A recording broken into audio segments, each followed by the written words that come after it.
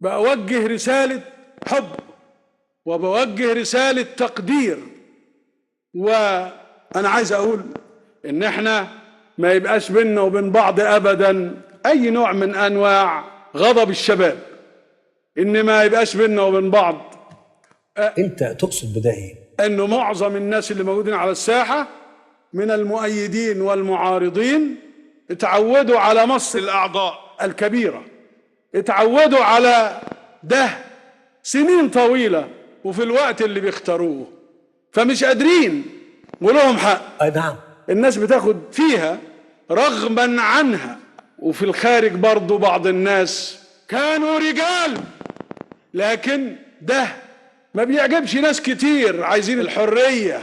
وانا زي ما قلت محمد مرسي ايضا بياخد فيها ويحب ذلك، وبالتالي انا مستعد دائما. تقصد انك انت تاخد؟